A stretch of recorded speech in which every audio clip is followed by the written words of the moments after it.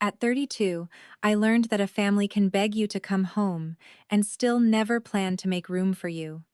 My mother called 6 times in one week, saying Christmas would not feel complete without me.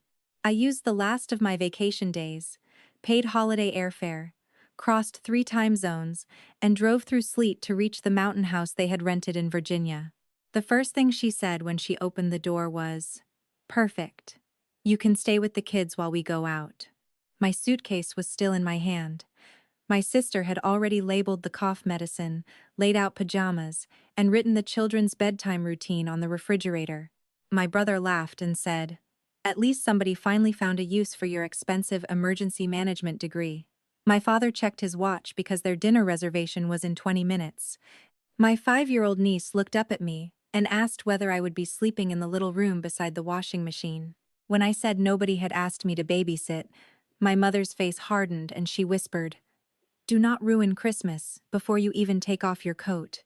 By midnight, they would be calling me selfish, my sister would accuse me of abandoning her children, and a smiling family photograph would appear online with the caption, "Nothing matters more than being together." I was not in the picture. I was the person they had flown across the country to keep out of it. My name is Nora Ellis.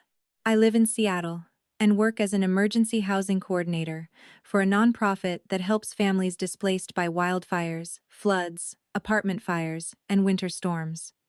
My job is to walk into chaos and make lists. Who needs medication?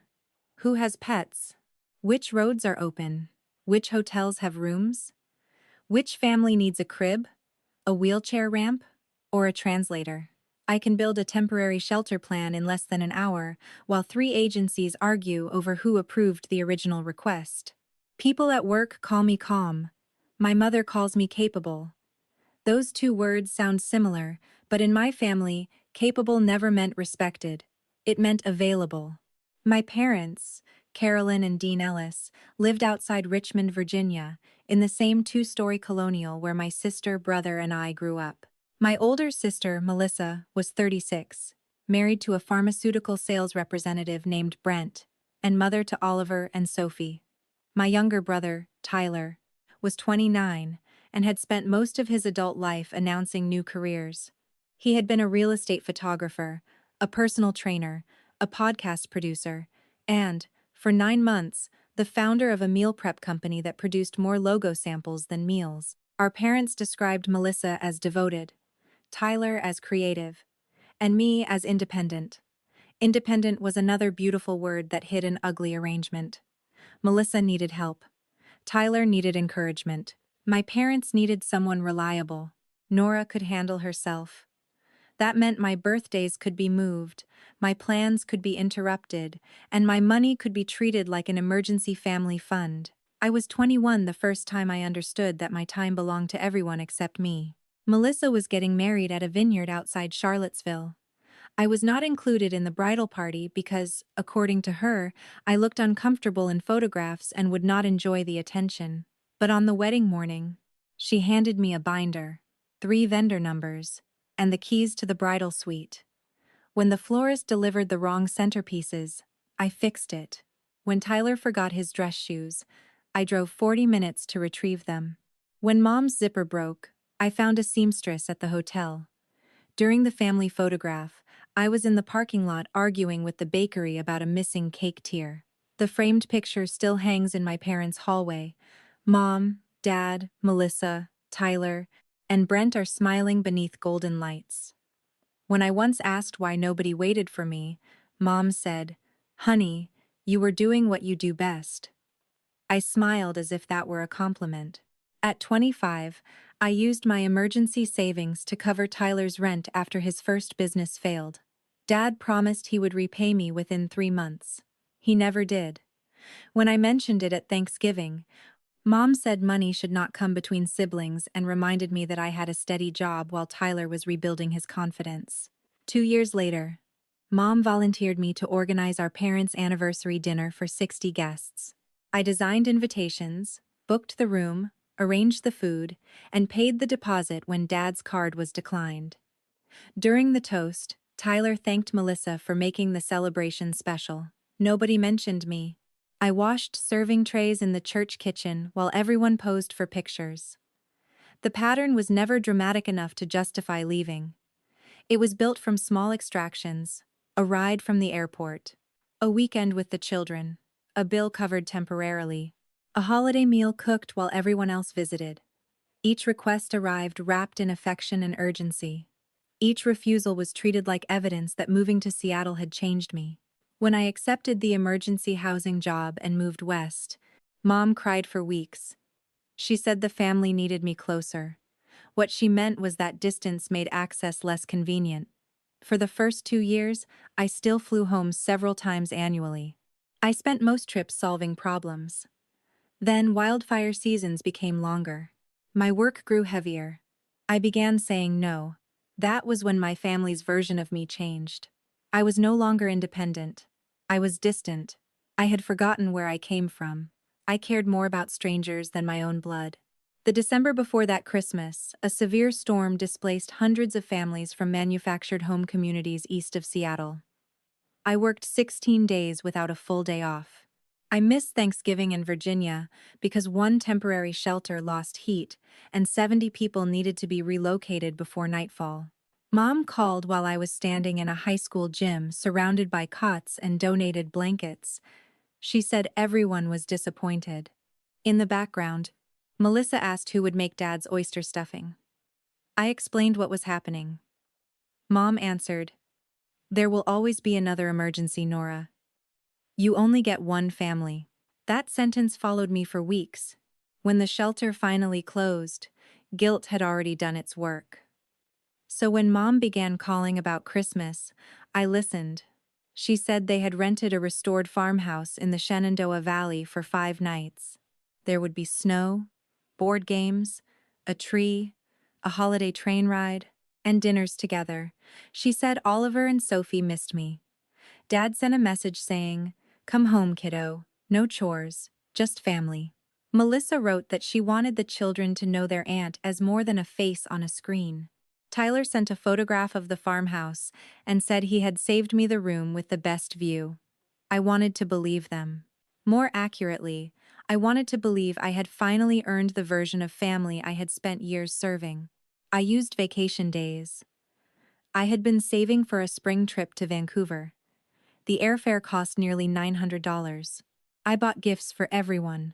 A wooden train set for Oliver, art supplies for Sophie, a leather portfolio for Tyler's latest project, a scarf for Melissa, and a restored photograph of my parents on their first date.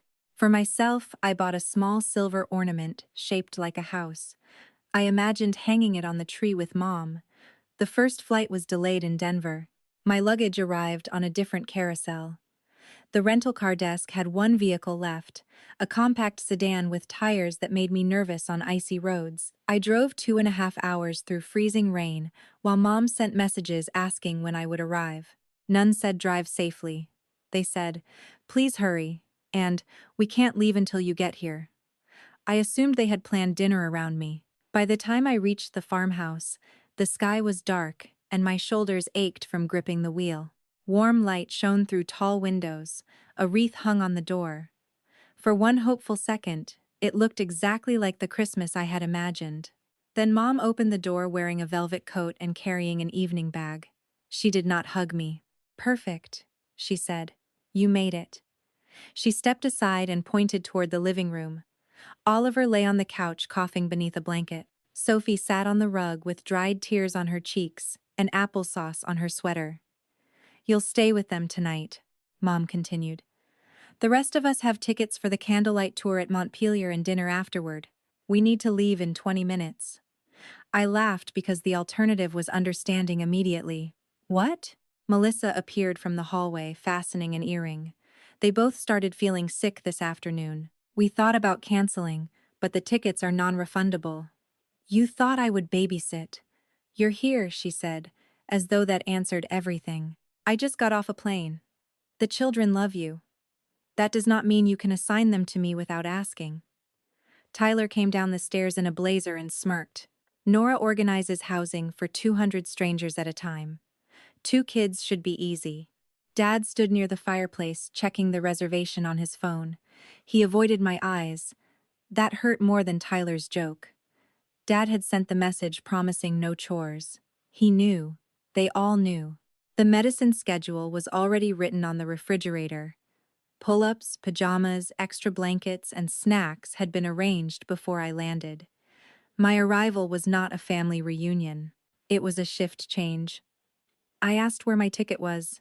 Mom's expression became impatient. We could only get 6 together. There were 6 adults besides me. Mom, Dad, Melissa, Brent, Tyler, and Tyler's girlfriend, Kayla. I had never met Kayla. She had a ticket. You bought one for Tyler's girlfriend, but not for me? Tyler rolled his eyes. Kayla was part of the plan from the beginning. I looked around the room. And I wasn't? Nobody answered. Sophie tugged the hem of my coat. Aunt Nora, are you sleeping in the helper room? I knelt beside her. What helper room? She pointed toward a narrow door near the kitchen. Melissa said quickly, It's the small downstairs room. It made sense so you'd be near the kids if they woke up.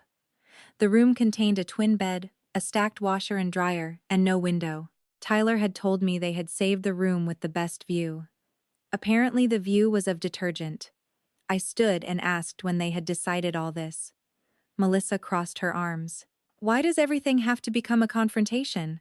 It is one evening. One evening. The family phrase that had consumed years of my life in portions too small to challenge. One evening at the wedding. One weekend with the children. One payment until Tyler recovered.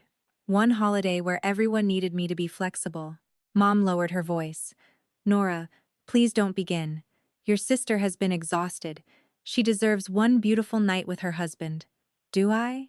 The room went silent. Not ashamed. Annoyed. Dad finally looked at me. You don't have children. It's different. There it was. Because I was single and childless, my fatigue was theoretical. My holidays were blank pages. My life could be moved without disturbing anyone important. Oliver coughed from the couch. I walked over, touched his forehead, and realized he was warmer than Melissa had suggested. How high was his temperature? 101 earlier, she said. He had medicine at 4. Did you call his pediatrician? Brent answered for the first time. It's a cold, Nora. Don't turn it into a disaster. I spent my career knowing which details separated inconvenience from emergency. A fever, worsening cough, unfamiliar rental house, and parents planning to be an hour away mattered. But the children were not the people who had hurt me. I took off my wet coat. Melissa smiled with visible relief. She believed I had surrendered. Thank you, she said. I knew you'd understand. I understand perfectly, I replied. They rushed around collecting gloves and phones. Mom handed me Sophie's backpack and recited instructions as though training temporary staff. No chocolate after 7. Oliver's inhaler was in the blue pouch, though Melissa insisted he probably would not need it. Sophie sometimes woke crying. The Wi-Fi password was taped to the refrigerator. Do not raise the thermostat because the rental company charged for excessive heat. Dad reminded me the pipes in the downstairs bathroom were sensitive. Tyler told the children not to wipe their noses on Aunt Nora's expensive coat. Everyone laughed except me.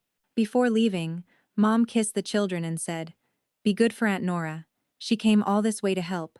I looked directly at her. You told me I came because Christmas would not feel complete without me. She adjusted her scarf. Both things can be true. Then they left. Tires crunched over gravel, laughter faded down the driveway, and the farmhouse became quiet except for Oliver's cough and a holiday movie playing too loudly. My suitcase remained beside the front door. For the first hour, instinct took over. I checked Oliver's temperature, found the medication, and called an after-hours nurse line because his breathing sounded tight.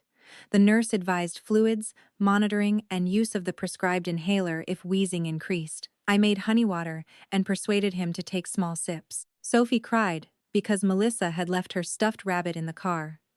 I turned my scarf into a rabbit by tying knots for ears. She named it Snowy and held it beneath her chin. There were no simple dinner ingredients, because the adults had stocked cheese, wine, and prepared appetizers for themselves. I made grilled cheese from small cocktail bread and cut apple slices into stars. When Sophie spilled juice, She whispered, "Mommy says you don't like messes." "I don't like people being unkind," I said. "Messes can be cleaned." She thought about that and nodded.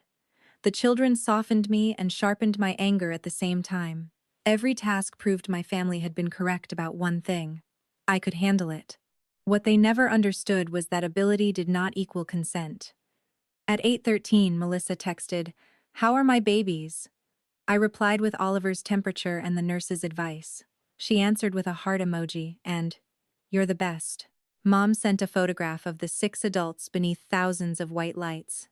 Kayla stood between Tyler and my parents wearing the scarf I had mailed Mom for her birthday the previous year. The caption said, "Finally, the whole family together." I stared at the photograph. My place had not merely been forgotten. It had been filled. Tyler followed with a selfie holding a bourbon glass. "Babysitter of the year," he wrote. "Don't wait up." Something inside me became very calm. I took screenshots. Not to blackmail anyone. I had learned through work that people who rewrite events depend on the absence of records.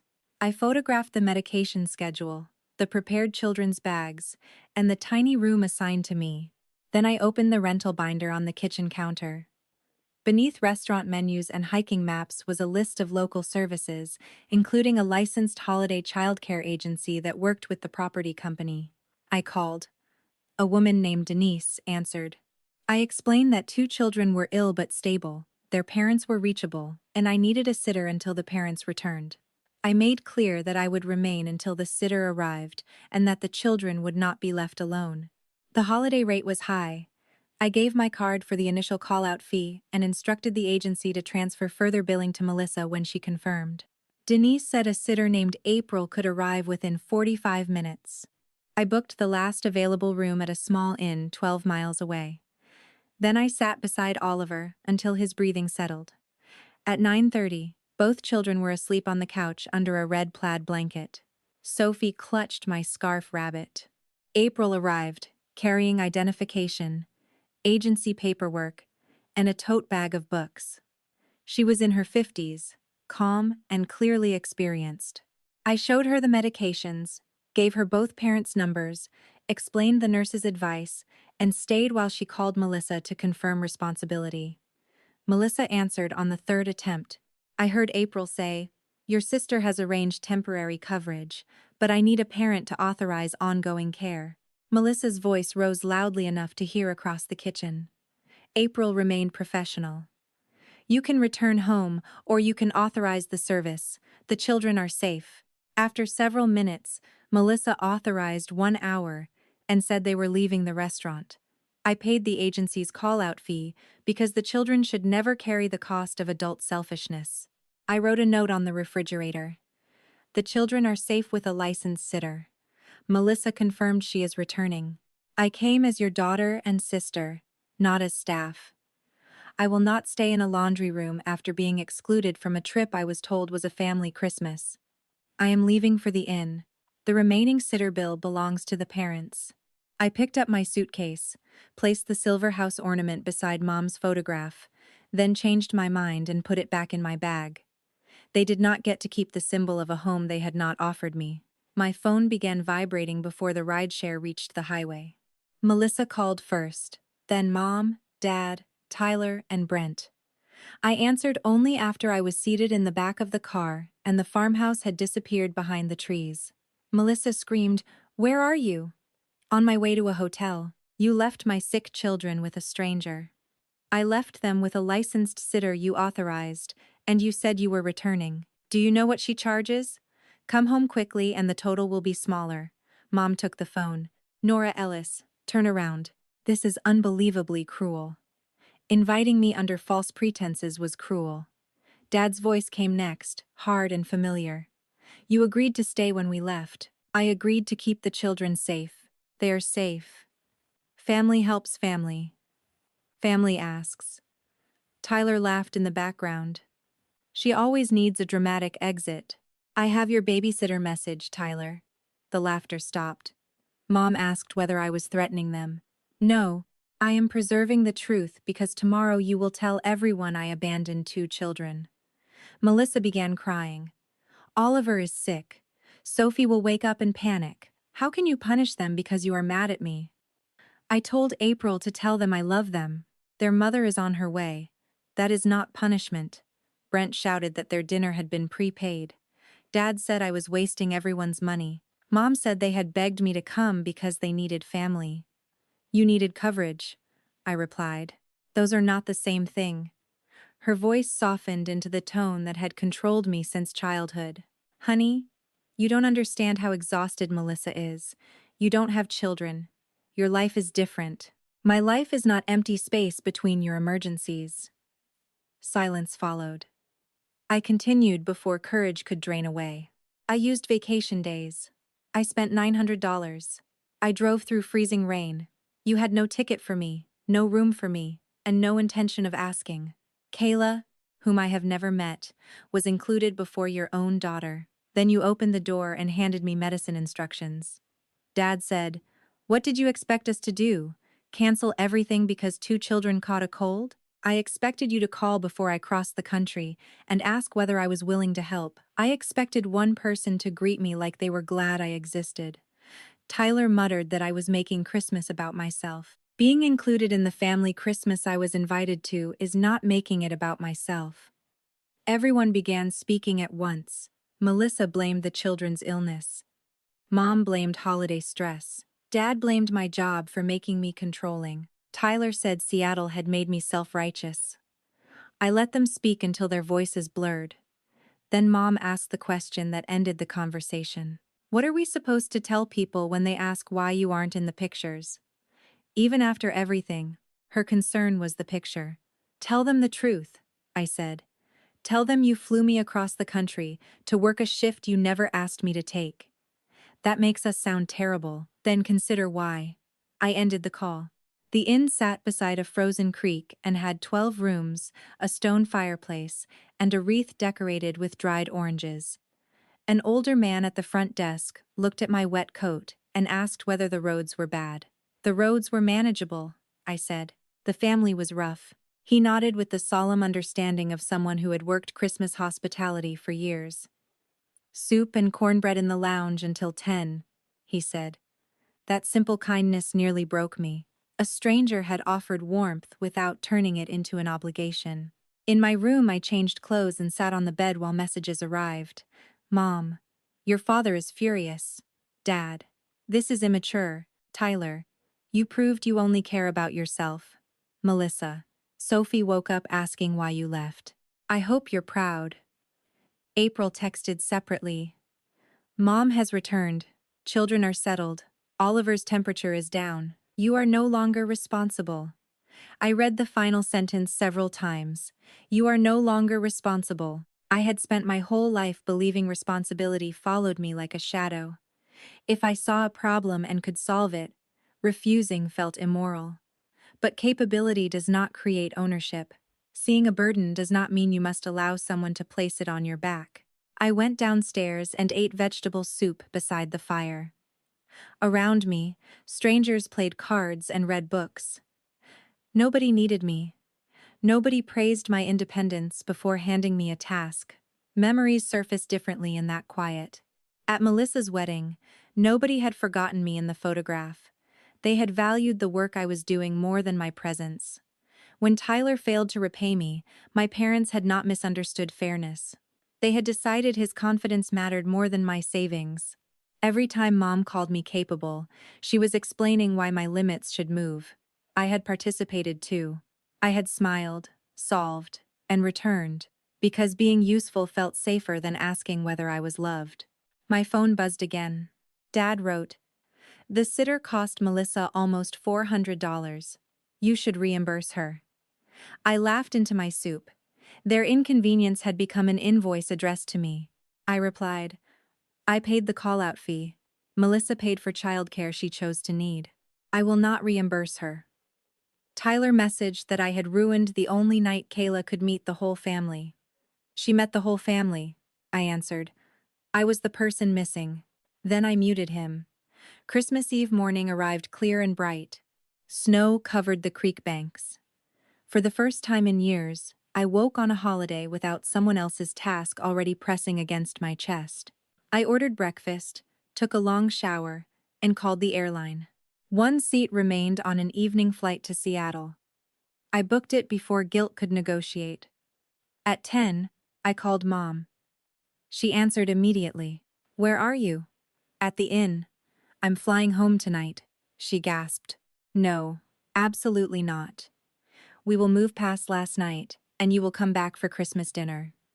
You do not get to order reconciliation." Dad came onto the line and said I was overreacting to a misunderstanding. I asked him to explain the misunderstanding. Explain why every adult had a ticket except me. Explain why my sleeping room had a washing machine in it. Explain why the medicine schedule was prepared before I arrived. Explain why you promised no chores. He remained silent. Mom said, "We did not think you would mind." That is the problem. You did not think of me as a person who could mind. Melissa was in the room. I heard her ask for the phone. Her voice was hoarse. "I'm sorry you felt ambushed. That is not an apology." "Nora, I have barely slept. Try again." She became quiet. Normally I would have softened, supplied words, or accepted the smallest effort to end discomfort. I waited. Finally, she said, "I'm sorry I planned for you to watch the children without asking. I'm sorry I knew before you flew here and did not tell you because I thought you might say no." The honesty hurt more than an excuse, but it was useful. "Thank you," I said, "and I am still leaving." Mom began crying. "What about dinner? What about the presents? We bought matching pajamas. You bought plans for everyone except me." Dad said families forgave mistakes. Forgiveness does not require staying in the place where the mistake is still being defended. Tyler shouted that I wanted them to beg. "No," I said.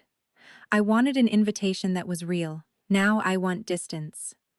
Melissa asked whether she could bring the children to the hotel. Sophie had made me an ornament before the trip. I agreed to meet Melissa alone in the lobby for 10 minutes. Mom protested because she wanted the entire family to come. I said if anyone else arrived, I would leave through the side entrance.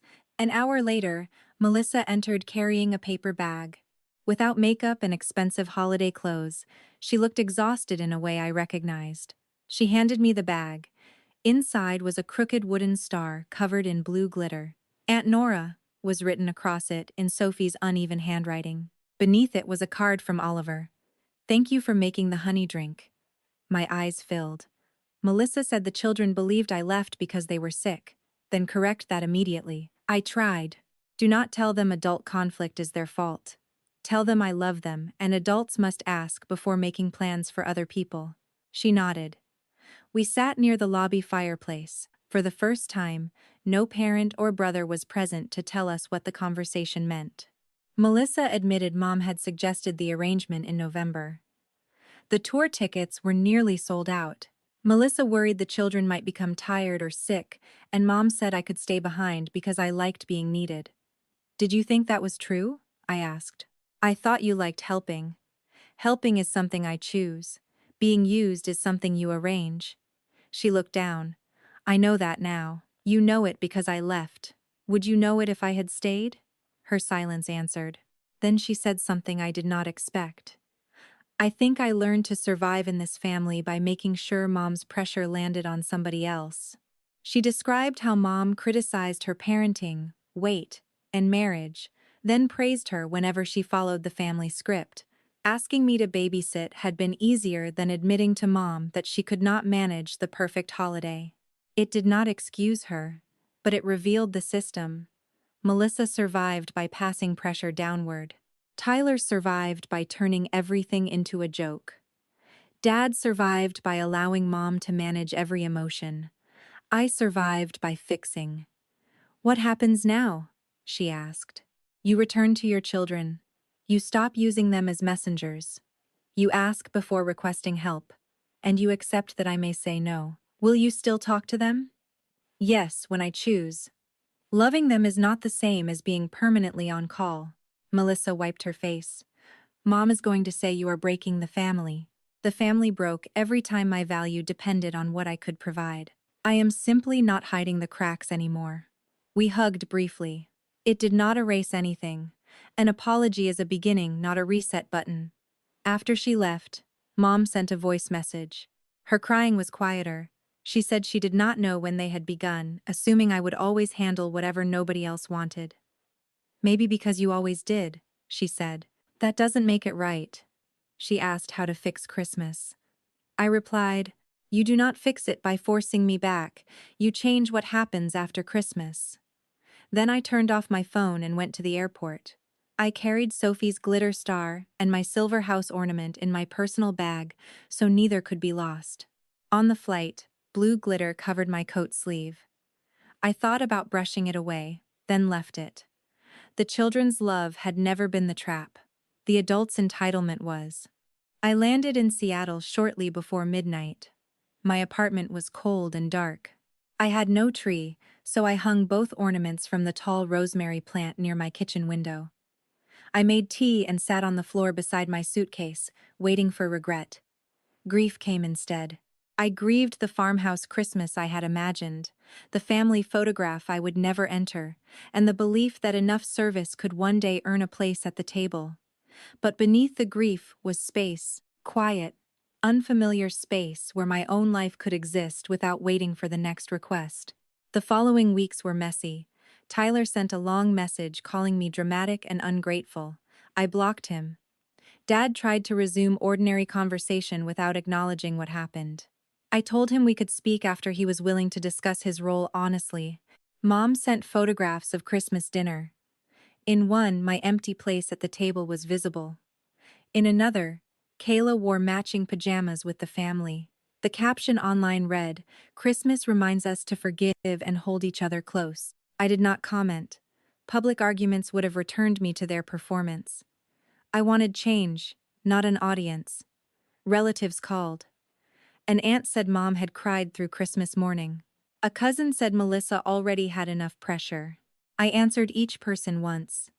I was invited as family and used as childcare without consent. The children were never left unsafe. I will not debate my boundary. Then I stopped explaining. People committed to misunderstanding you will treat additional details as material for another argument. My coworkers learned I had returned early because my supervisor, Marcus, saw me online the day after Christmas. He did not ask for the story. He invited me to a late holiday meal with his family. I almost declined because I did not want to become another obligation. Then I recognized how deeply my family had trained me to distrust care. I went. Marcus's wife burned the rolls. Their teenage son arrived late, wearing headphones. A neighbor joined because her flight had been canceled. Nobody wore matching clothes or arranged polished photographs.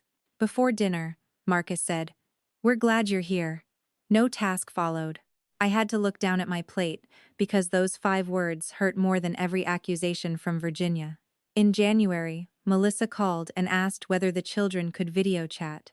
She said, "Only if you want to. We do not need anything." The wording was awkward and deliberate. I said yes. Sophie showed me a new scarf rabbit she had made. Oliver told me he was using an inhaler and feeling better. Neither asked why I had ruined Christmas, because Melissa had not taught them that story. That mattered. After the call, she thanked me and did not add a request. Small changes are not redemption, but they are evidence. Dad took longer. In March, he called and admitted he knew about the childcare plan before inviting me. He said he told himself I would enjoy time with the children, and that keeping Mom happy made family gatherings easier. "I watched you walk in wet and exhausted," he said. "And I still checked the dinner reservation instead of looking at your face. I am ashamed of that." I did not comfort him immediately. Accountability needs room to exist, without the injured person cleaning it up. I told him trust would return only through behavior. He accepted that. Mom struggled most. She believed motherhood entitled her to closeness regardless of conduct. When I stopped answering every call, she left messages saying Seattle had isolated me. I replied that I was not isolated. I was unavailable for guilt-based conversations. We began speaking once every 2 weeks. The first time she asked me to call Tyler because he was struggling, I ended the conversation. The next time she apologized and asked about my work instead. She was learning, slowly, that access to me was no longer automatic. Tyler never apologized. He posted jokes about people who weaponized boundaries. I did not respond. Distance is sometimes the only relationship possible with someone who treats reflection as humiliation. That spring, I used the vacation money I had intended for Vancouver and rented a cabin on the Washington coast for 3 days. I went alone. On the first morning, I walked beside the ocean while rain moved across the water. I kept waiting to feel lonely. Instead, I felt rested. Nobody had forgotten medicine, missed a reservation, or needed me to reorganize dinner. I realized solitude and exclusion were not the same. Exclusion tells you that you are unwanted in a place you were promised. Solitude allows you to discover whether you enjoy your own company. I did. The following Christmas, I did not fly to Virginia.